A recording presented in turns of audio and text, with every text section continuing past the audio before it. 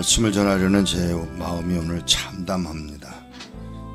왜 하필이면 이 성경 구절을 골라서 이 말씀을 전하려고 했는지 순서대로 읽어내려간 것도 아니고 갑작스럽게 예레미야 성경을 마음에 집히는 바가 있어서 이 말씀을 택하여 밤새도록 괴로워하고 오늘 아침도 이 말씀을 바꿀까 하는 생각까지 했습니다.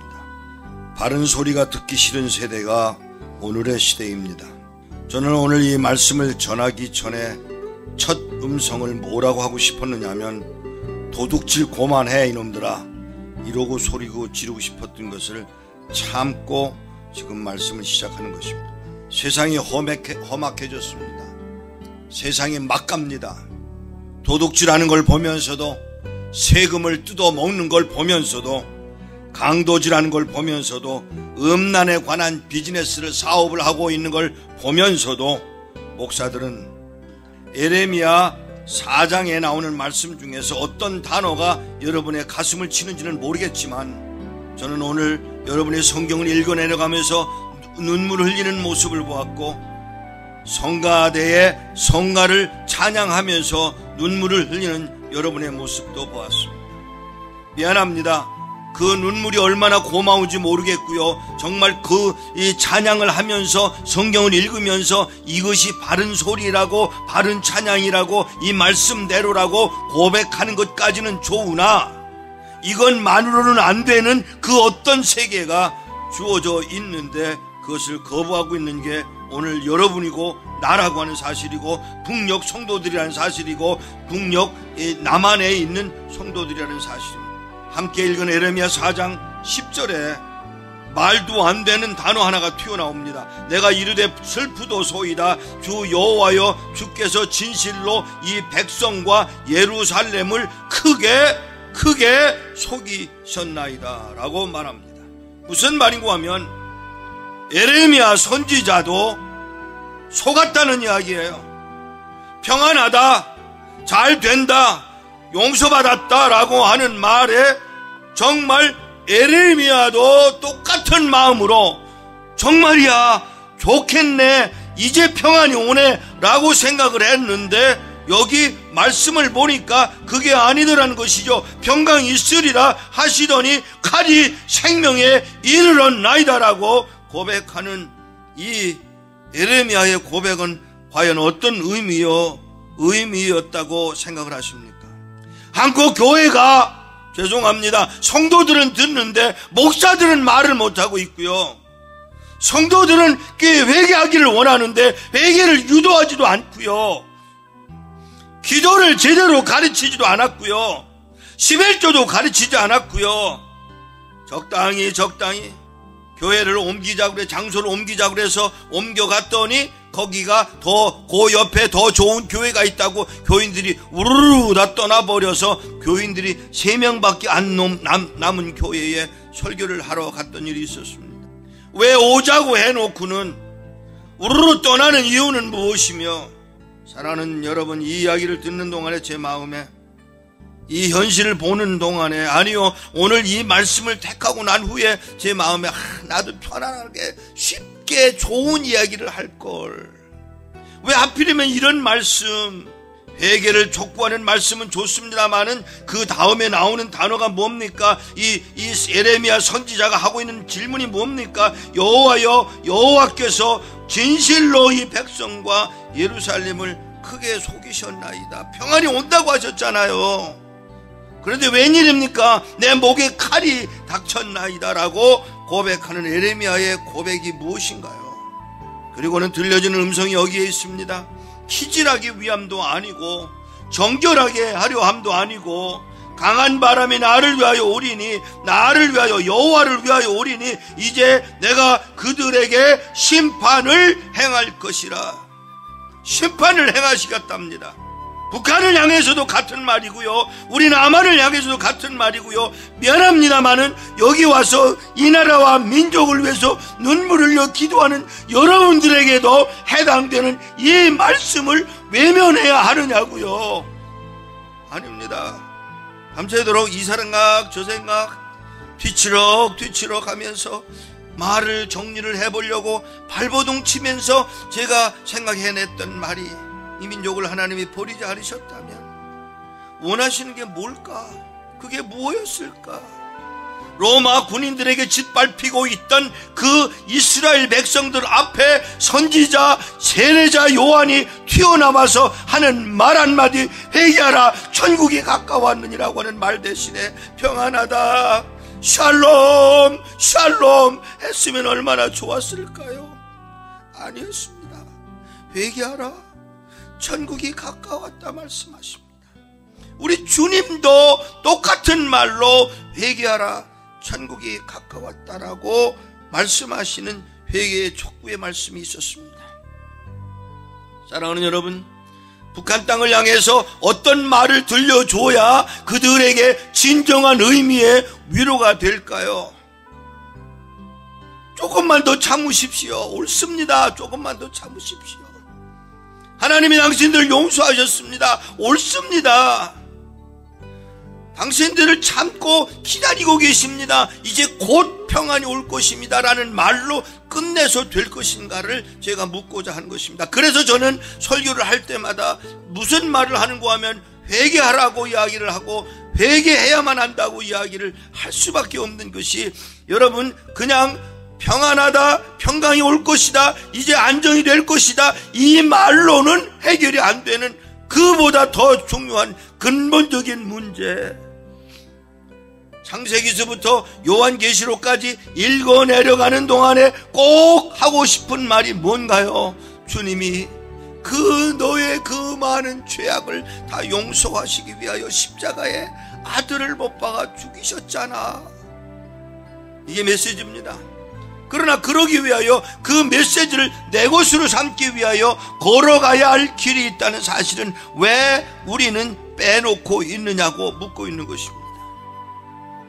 얼마나 어리석은지를 여기 성경 예레미야 4장에 이어가고 있는 말들이 뭐냐면, 내 길과 행위가 이 일들을 부르게 하였나니 뭐요?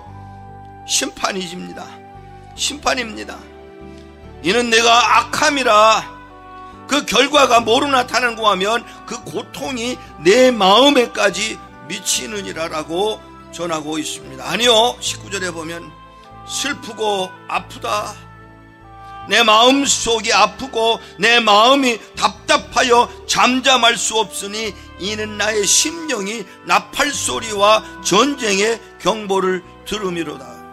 사랑하는 여러분, 며칠 전에 갔던 그 모임의 목사님들과 선교사님들이 제 설교를 듣고 거부하는 듯한 이 반응을 들려주었다라고 그래서 솔직히 제 마음에 평안함이 없어 혼자 숭얼숭얼 하다가 저 남쪽에 사는 제 친구 목사에게 이런 일이 있었다네 하고 친구에게 편지를 보냈더니, 이 친구가 뭐라고 답을 보내왔냐면, 여태까지 그랬는데 뭘 타협하려고 그래. 더 외쳐, 더 소리 질러.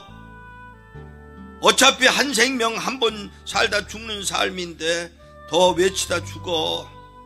그 말씀을, 이 말씀이 이 땅에, 한국 땅에, 북한 땅에 우리 모두에게 들려지는 참 하나님의 말씀이기에 전해야만 됩니다. 쏟아내야만 합니다. 욕을 해도 좋습니다. 발표도 좋습니다. 왕따를 당해도 좋습니다. 아니 더 이상 설교하지 말라고 해도 좋습니다. 이 시간에는 이 말씀을 전해야만 합니다. 패망의 패망이 연속하여 온 땅이 탈취를 당하나니 나의 성막과 휘장은 갑자기 파멸되도다. 내가 저 깃발을 보며 나팔 소리 듣기를 어느 때까지 할꼬. 이 한탄을 하고 계시면서 우리를 향해서 여러분과 나를 향해서 무슨 말을 하고 계시는지를 들으셔야 합니다. 내 백성은 알지 못하는, 나를 알지 못하는 어리석은 자요. 내 백성은 나를 알지 못하는 어리석은 자요. 지각이 없는 미련한 자식이라. 그 다음은 더 심해요. 악을 행하기에는 지각이 있는데 선을 행하기에는 무지하도다. 다시 읽겠습니다. 예레미야 4장 22절입니다. 내 백성은 나를 알지 못하는 어리석은 자요 지각이 없는 미련한 자식이라. 악을 행하기에는 지각이 있으나 선을 행하기에는 무지하도다. 북녘 땅에 여러분, 제가 성도 여러분이라고 말하지 않고 북녘 땅에 이 방송을 듣는 여러분, 도둑질을 끝내십시오. 강요하는 모습을 끝내십시오. 여러분들의 그 죄악이 결과적으로 하나님의 패망을 가져오게 할 것이라는 걸 알고 받아들이시기를 바라고, 여러분들이 도둑질을 안 하고 굶어 죽으면 죽으십시오. 그것이 여러분이 가야 할 길입니다. 거짓말을 중단하고 못 살게 되는 한이 있더라도, 죽음을 당하는 상황이 되더라도 그 길을 걸어가십시오. 더더군다나 성도 여러분에게 예수를 구주로 영접한 여러분, 과거에 부모들에게서 복음을 받아서 지금까지 왔던 분들이거나 또는 중국이나 또는 방송을 통해서 이 복음을 받아들인 여러분에게 권합니다. 손해를 보세요. 매 맞으세요. 죽으세요. 그래야 여러분에게 천국의 소망이 확실하게 주어진다는 사실을 인정하시기를 원합니다. 사랑하는 여러분, 방법이 없습니다. 우리는 본질상 진로의 자식입니다.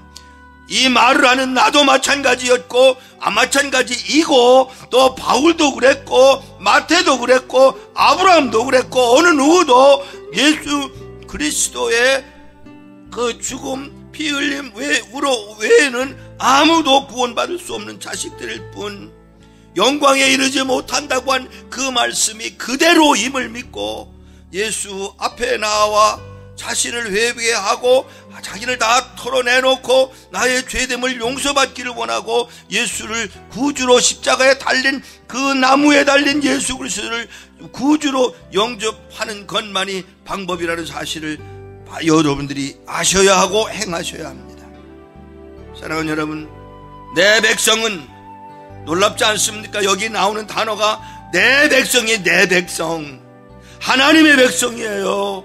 하나님의 백성이 하나님을 알지 못하는 어리석은 자라고 말하고 있는 이 말 한마디 한마디를 놓치지 않기를 원합니다. 여러분과 나는, 여기에 있는 분이나 북녘 땅의 방송을 듣는 분이나 모두 어리석은 자입니다. 지각이 없는 미련한 자식입니다. 그런데 더 악을 행하기에는 지각이 발달했는데 선을 행하기에는 무지한 우리의 모습임을 하나님 앞에 고백하고, 오늘 이 방송을 듣는 여러분, 중단하지 마십시오. 이제로부터 거짓에서 벗어나시고, 도둑질에서 벗어나시고, 핑계에서 벗어나시고, 남을 괴롭히던 자리에서 벗어나시고 주님 앞에 돌아와 이제부터 하나님이 여러분들 영화스럽게 하실 수 있음을 믿고 아멘으로 받아 순종하는 복된 사람 되기를 축복합니다. 하나님 아버지, 오늘 이 아침에 우리로 주님 앞에 말씀을 전할 수 있고 아니 들을 수 있고 회개할 기회를 다시 한번 재촉하시니 감사합니다. 세상 사람들과 다를 바 없는 삶을 살아가는 게 아니라 오히려 그들을 이끌어 하나님의 나라로 천국으로 이끌어갈 수 있는 복된 사건이 일어나는 그날을 기대합니다. 우리를 불쌍히 여겨 주옵소서. 모두 귀를 막고 있습니다. 듣기 싫어합니다. 거부합니다. 하나님, 이대로 내버려 두지 마시옵소서. 가슴을 열게 하시고 눈을 뜨게 하시고 귀를 열게 하시고 하나님 앞에 회개하게 하시고, 그래서 이 백성을 향하여 끝없는 하나님의 놀라운 복을 누리게 되는 놀라운 역사를 허락하여 주옵소서. 사랑하는 주님, 예레미야가 속이셨다고 말할 때에 그 아픔이 얼마나 컸겠습니까? 하나님, 이 백성을 향하여 하시고자 하신 말씀을 저희들이 듣게 하여 주옵소서. 회개케 하여 주옵소서. 주님 앞에 나오게 하여 주옵소서. 우리 주 예수 그리스도 이름으로 기도하옵나이다.